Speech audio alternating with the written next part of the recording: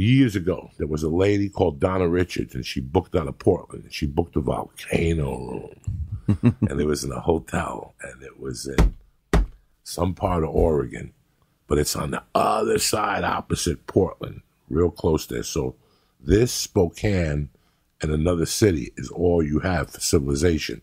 Yeah. So they called it the Tri-Cities. My God, when I moved to, right before I moved to LA, I met a girl at that volcano room.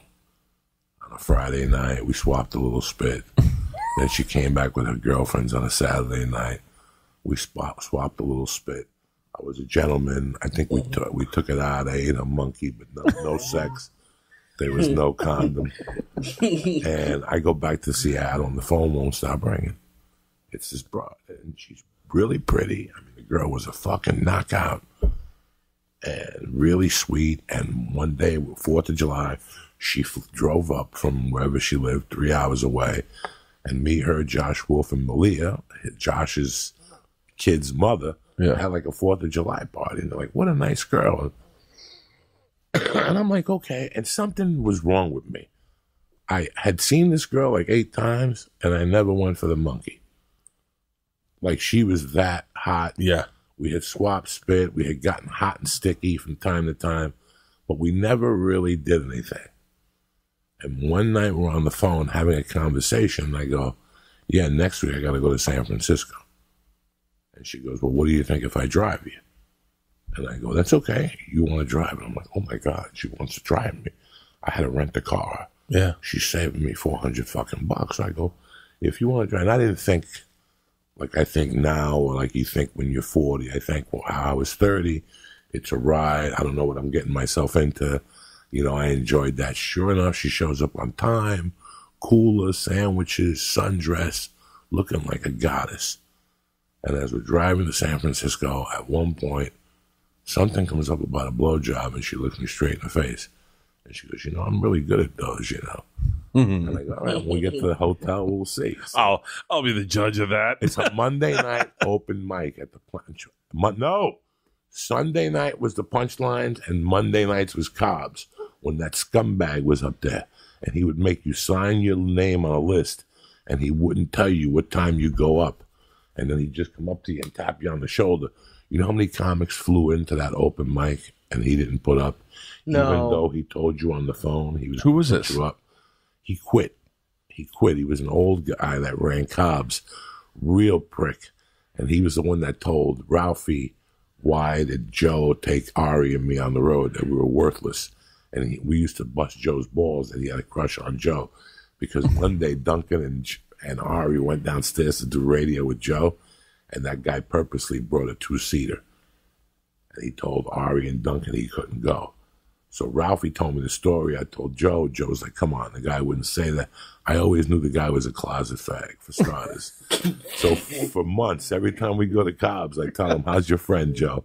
I would just torment Joe. Joe, you know he wants to suck your dick. Like when he would come up, I go, Joe, you want me to stay? Like I would just, you know, like Joe, you want me to stay? Yeah, you want me to stay? I don't know what's going on between you two. And Joe was, hey, he's not gay, a dog, trust me.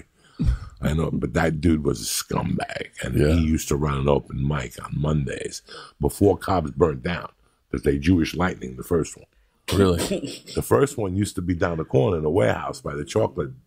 Oh, really? Guadalajara Square. Guadalajara Square. What is it? No, what's the name of it? The chocolate place. Yeah, Ghirardelli. Ghirardelli. Guadalajara Square. Fuck.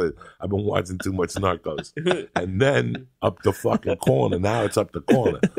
But they tried to light it on fire, whoever owns it, to try to get Jewish Lightning, and they moved. Yeah. But it was then. And then the guy at the Punchline, his name is on the tip of my tongue. He also told me on the phone, when you tell a young comic, you're going to put him up on the open mic, and you have a reference, Bert Kreischer. Oh, I love Bert. Yeah, Bert called. Come down Sunday night. I'll never forget him, too. Yeah. You would get there and say, what do I sign up? And he goes, there's no list. I'll put you up when I want to. And he'd turn his back on you and walk away. And you just stand there. You just stand there all fucking night. And he'd come up to you at one point and go, you're up next. I said, I'd give you 6, do 3. And you're like, I got a fucking hotel room for $40 that I had to beg and borrow for. I almost had to blow a guy. And fucking, you want to give me $3? I mean, that's what those two clubs were notorious for that. That's fucking ridiculous. So I said something to that guy. Like, you know me, I was crazy. And I had to say something to him. Like, hey, man, who the fuck do you think you are to pick us? You know, like, we don't have it hard enough. And he goes, get the fuck out of here. And I left. And then I saw him a year later at the Laugh Factory at the Monday Night Showcase. I was showcasing. And he was there with a bunch of, in those days, San Francisco would come down, 6 guys, and they would set up a showcase with Jamie Masada. And Jamie would decide who would make it. And then kids from Portland would come down. Yeah. I caught him at a San Francisco one. And he was bitching in the back that they wouldn't put his guys on. And I'll never forget walking up to him going, remember me, motherfucker? Did you see that 20? Yeah. And here you are sweating like a fucking pig. Don't feel good, does it? And he just fucking beamed at me, and I never saw him again. And I always add, he's been out of the business for 20 years. From 10 Planet Kush, it drains the lactic motherfucking acid. People won't cop to it. The health specialists say, no, that doesn't happen, Joey. Yes, it fucking does. I got friends at Harvard, bitch. I'm like Garth Brooks. I got friends in high places, motherfuckers.